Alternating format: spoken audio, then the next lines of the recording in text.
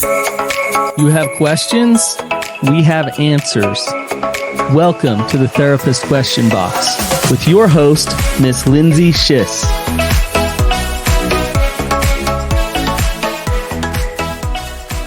Welcome back to another episode of the Therapist Question Box, where we're not afraid of anything, so ask away. We're here to tackle your tough questions. Today I have with me Kathy Kinghorn, CSAT trained and co-owner of Therapy Utah, a dear friend of mine and a mentor. Kathy likes to consider herself a hope merchant. Kathy, can you tell me a little bit, why do you consider yourself a hope merchant? You know, I kind of stumbled across that one day in a session, and I feel like we as therapists sell hope. We really do. People come in and they may start with, I'm angry about this or this really hurt. But a lot of times I'm feeling hopeless. And I realize that a big part of our role is to sell hope in that might sound pie in the sky or something, but it's very practical as well. We need hope. We need to believe in the better future. I love that it's not just the muck that I'm in right now, but there's something more. It sounds like perspective too, right? That you offer that to people. Yes. I love that. Great. So today we're going to be talking about purpose. What is our purpose and why it matters, right? It feels a little bit like a weighty topic, but it's something at one point or another in all of our lives that we seem to ask ourselves. Why do you think it's something that we come back to? Why do we ask ourselves this? That's a great topic, Lindsay. I think we're living in an age that as I've pondered on this, it's kind of an anti-human age. It's like humans are destroying the planet. Humans are, we need to have computers be better than humans. It just seems to be this cadence of insinuation that being a human is not all it's cracked up to be. If there were less of us, it would be better. If there were less humans that thought differently than me, it would be better. All of this, and there's probably a better word than anti-human, but I think why having a purpose is so important is it actually does set us apart from the digital computers and all of the data that doesn't have a purpose. We can program in, but we can't program in purpose. Oh, I love that idea that there's some anti-human happening in the world. I haven't really thought about that, but that's a really good point. That is happening. And as humans, we're feeling replaced in some ways, and that our skill set may be replaceable. So we've got to find really our purpose, right? Right. The things that can't be replaced, right? That a computer can't replace, right? Right. And believe in ourselves as contributing to this earth, not just takers, but contributing to each other. We're social beings. We have a connection. And I think, like you said at the beginning, weighty topic, what's our purpose? But when you just get it in the weeds of it, in the little micro moments in life, think about last week. I'd ask our viewers, think about last week. Who do you remember that you ran into? It literally might just be the person that let you merge into a lane. That might be, you remember. If you live in Utah, that's a big deal. That would be memorable. Right. True. And you're like, yeah, somebody was kind to me. And those small kindnesses, that's what we remember. And I think when we think of purpose, it does feel like, whoa, I've got to really figure this out and know it. And then once I know it, that's got to be my billboard. But when we're purpose driven, it's really, how do we live in integrity with who we want to be? I love that. How do we live in integrity with who we want to be? So that really does bring me with our question from a listener. And I want you to kind of think about that with that, what you were just saying. Who am I living in the way with who I want to be? So here's the question. This is from a listener, and this is what it says. I'm not sure a therapist is the right person to ask about this, but I'm wondering if you have any suggestions about how to explore my life's purpose. I was raised very religious and I still go to church every week, but it's hard for me to connect with who or what I'm supposed to be. It's hard to believe that anyone really cares what's going on for me, even my family members. They're all busy with their lives and their activities, and we don't spend much time together. The time we do spend, everyone's on their phones or in a rush to move on to the next thing. So here is when I'm listening to this, it's really again saying, what is my purpose? I really feel disconnected to the people around in my life, and I'm trying to figure out who and what I'm supposed to be. I think a lot of people may struggle with this. Yeah. Yeah. What are your thoughts? Well, first, it's such a great question because I think most of us have that question about that disconnect. That's what I hear in it. Mm-hmm. Do you know that loneliness has the same impact on us as on our life span as smoking 15 cigarettes a day? It's amazing. Yeah. Yeah. Yeah. So it shortens our life the same as it would if we smoked 15 cigarettes a day. So it's a physical impact, Yeah. not just an emotional, Mhm. mental impact, but Yeah. there's an actual physical ramification when we're disconnected. Yeah. Mm-hmm. Yeah. And so that question about how do I find purpose is really saying, how do I connect into myself and others? Because we're not only losing that connection between us, it's within us. Why do you think that is? Why do you think, first of all, it's so important to connect with ourselves before we can connect with others? And why are we losing it? What's going on there? So let's start with the first. Why? Why is it that we have lost our connection with ourselves? I think that the fears of this generation are different. And I would say that one of the fears is not,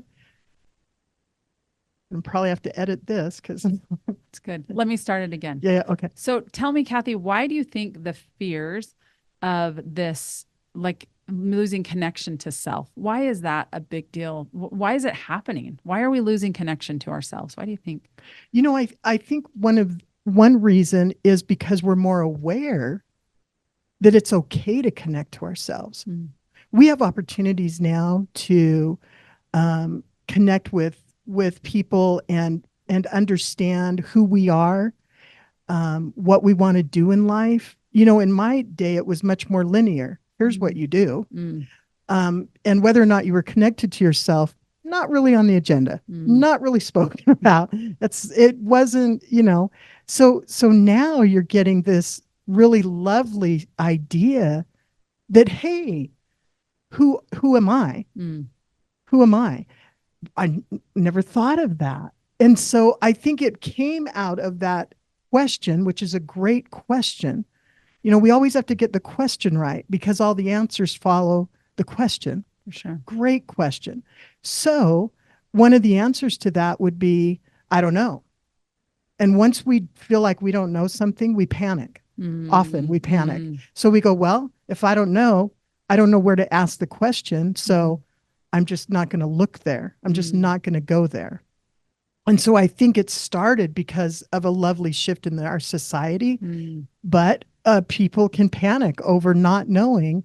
And then it devolved into that fear of not just, I don't know how to do it, but what if I find something that I really don't, I just can't look at, That feels really uncomfortable. So sitting in that uncertainty, you're saying is actually feels very uncomfortable, but it's actually where maybe some of the magic lies. Yeah. Okay. Yeah. So absolutely. The willingness to sit in that, right? So once we figure that out, okay, what if I find something I'm uncomfortable with, but I'm okay to look at that with curiosity, maybe less judgment, but more curiosity. How does that help me connect with other people? Well, in a lot of ways, it can get you more curious about other people. It can expand your idea that maybe there's two ways to get to the end. And one of them doesn't look like anything I've ever experienced. So I'll give you an example. When my husband and I got married, we both have a value of hard work. We were raised to work hard. We align with that value pretty solid. I knew that when I married him. So probably something that attracted you to him. Absolutely. Sure. Absolutely. So we were doing yard work one Saturday and just, busting it out.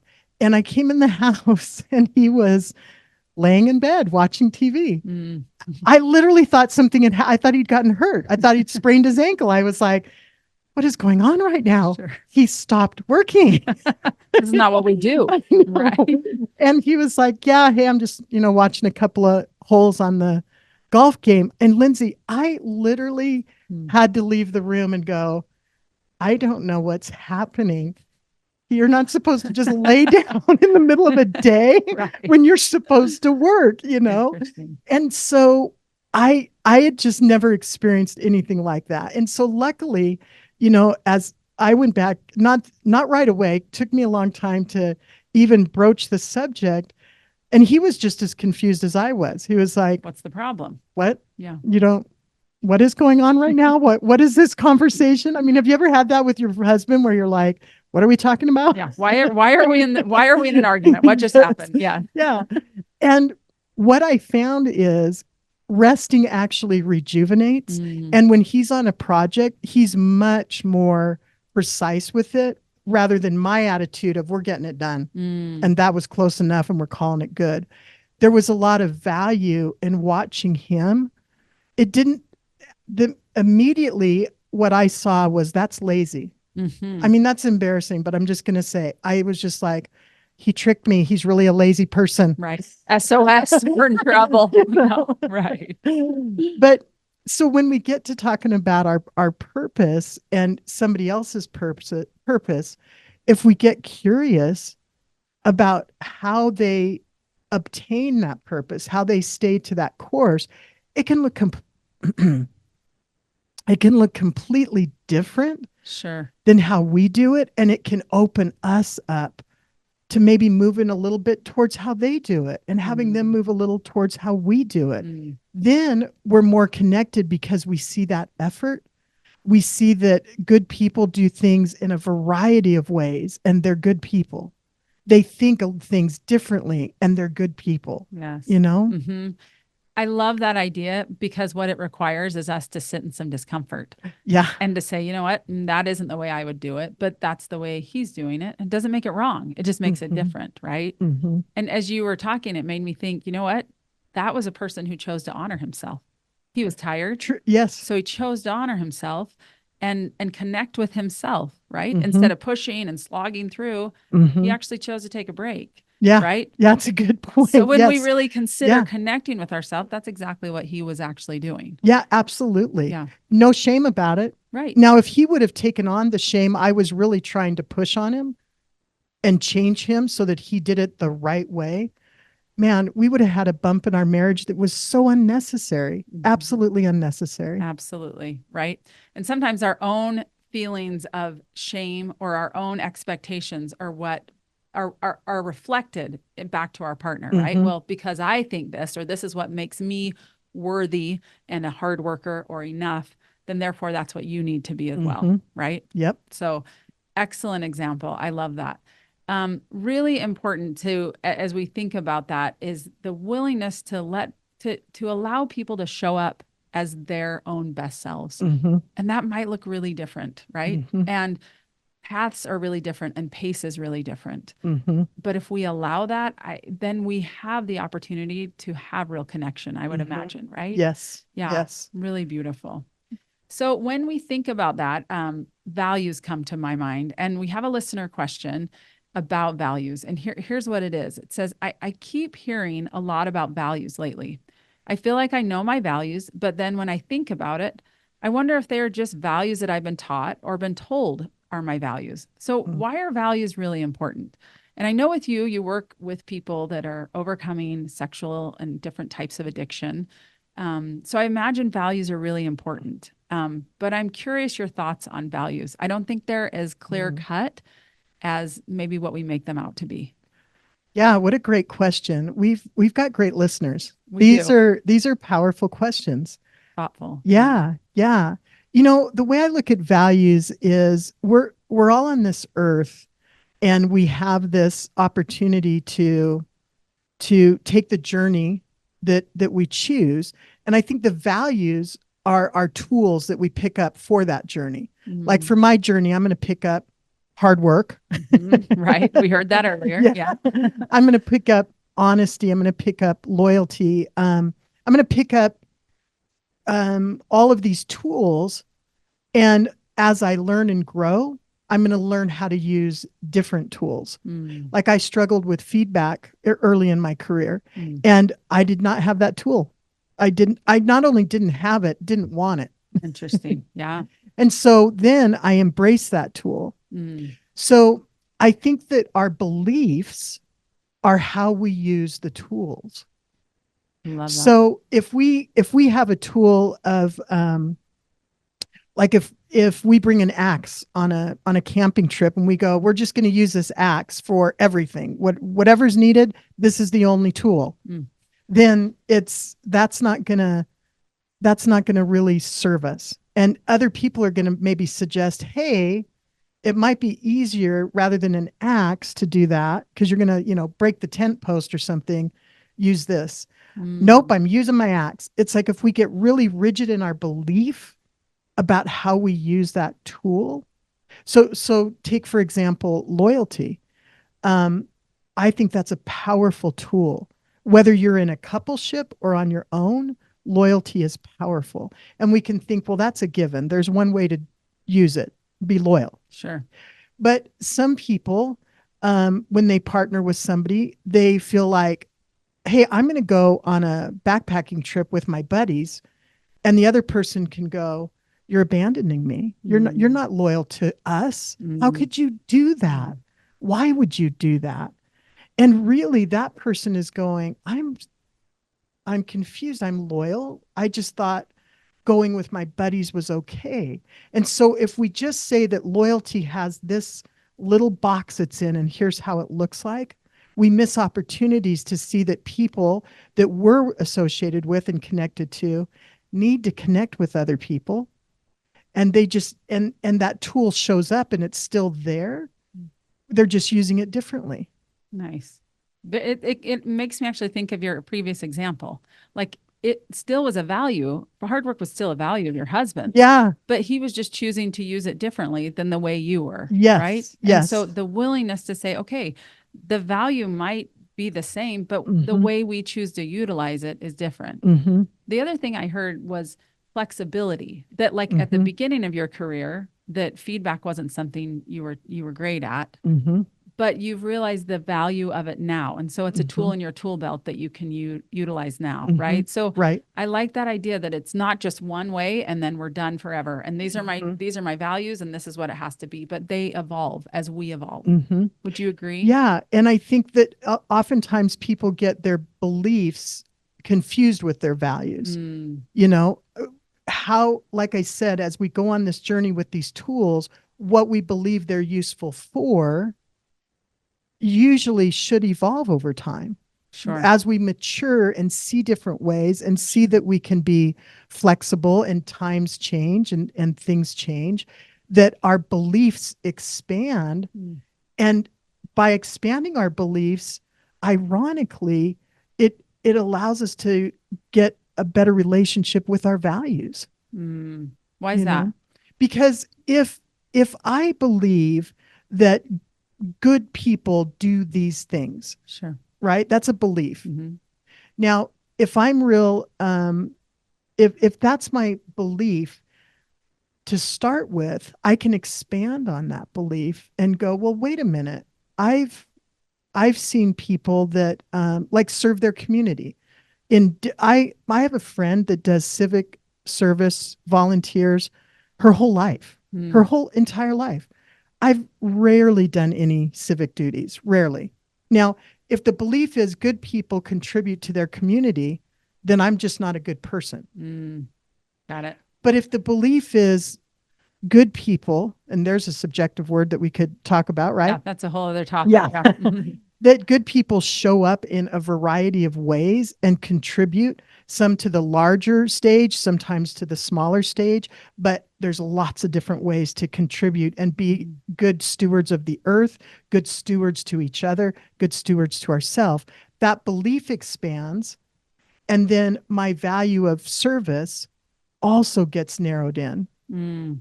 That's so valuable as you say that, because it makes me again go back to again that example. It's not about the way you're doing it, but it's that there's a variety of ways to do the same thing, but Mhm. it's what is congruent to you. And it's Mhm. going to be different than what's congruent to me, Yeah, right? it's so true. I mean, in my situation, the only like trait or that my husband and I have in common is we've both asked each other the question, what were you thinking? This will happen. Yes. I mean, we are so different. We couldn't, I don't know how much more different we could be. So we could have used that to tear us apart, or we could have said, you know what? We have this same set of tools, Mm. these same values. We do. Mm-hmm. We're going to see them used in a variety of ways. For sure. And sometimes wonder, what were you thinking? Yes, Right? yes, even us. Right. That makes Yes. sense for sure. But the willingness to hold space for that Yeah. really matters. Yes. Yeah. Good. Yeah. Excellent. Okay. Last question. And this is really more about connection, right? So as we're talking about purpose and how people often feel disconnected, we live in a digital world. I think this falls upon a lot of us and a lot of our hearts. So the question is, I want to feel more connected to others, but I often feel lonely, even when I'm in a large group with a lot of people. Why is this, and how can I feel more connected? I think because of the lack of eye contact in our society. Mm, You know, there's a lot of research, and you know I geek out on research, I Lindsay. do know that. Yes. It's all good. I'm the beneficiary, so it's okay. But we, even from a small age, children are losing eye contact, and it's desperately needed in relationship.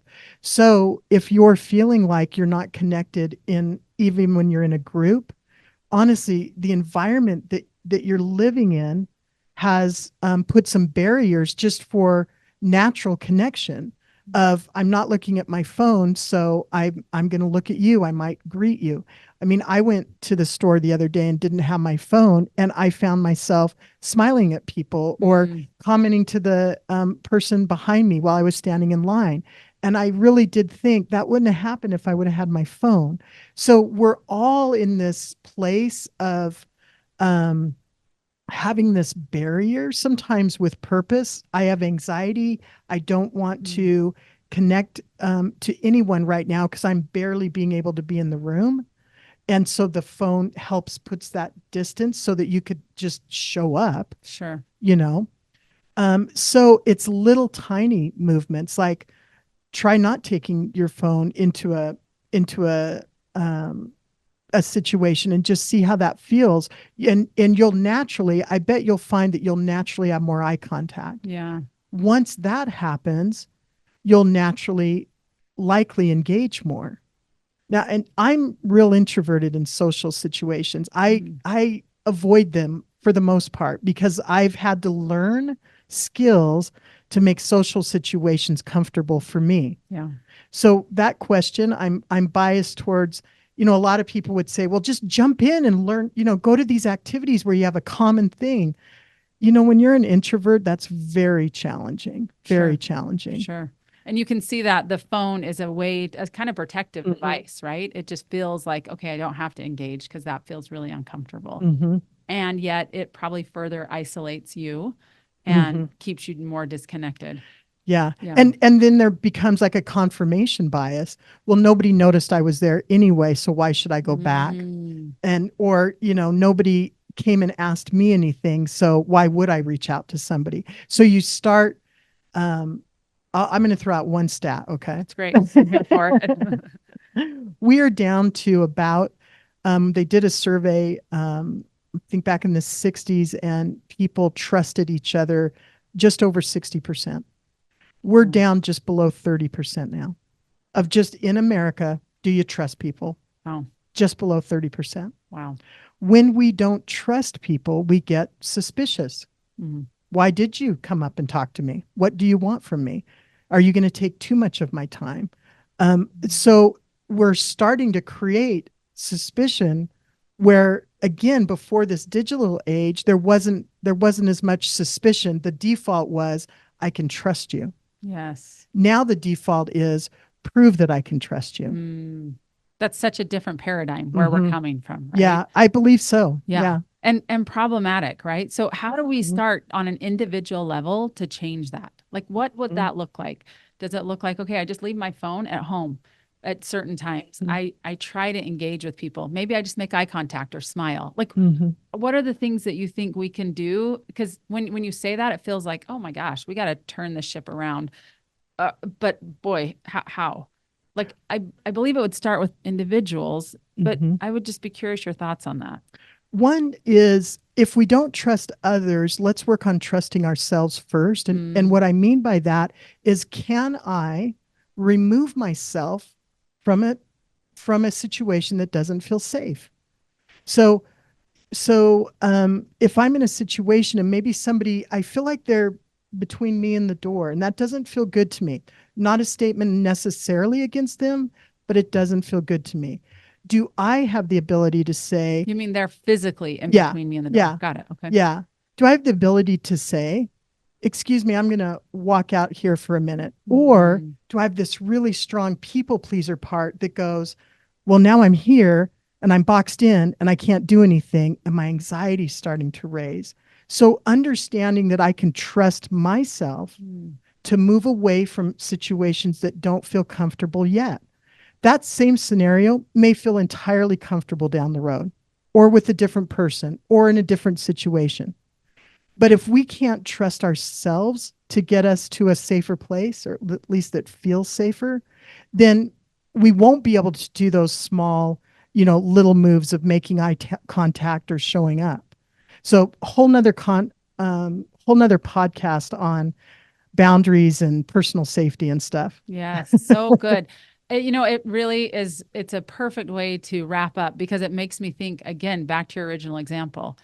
Your husband chose to trust himself, and he Yeah. chose to trust himself and said, you know what, I need a break. And that's actually what I'm going to do is take a break. Same principle. Like when I can trust myself, then I build trust and I start to find trust in others. Yeah. Right. So it starts Absolutely. with us, Yeah. which means we got some work to do, Yeah. right? Yep. Continual work to do. Yep. Yeah. Really great. Well, thank you so much, Kathy. It's been such a pleasure to talk to you. Always is. And love the thoughts and insights that you had about our life's purpose and connection and how we can be more connected to ourselves and others. If you like this episode, please share it with your friends, rate it and review it, and we'll see you next time.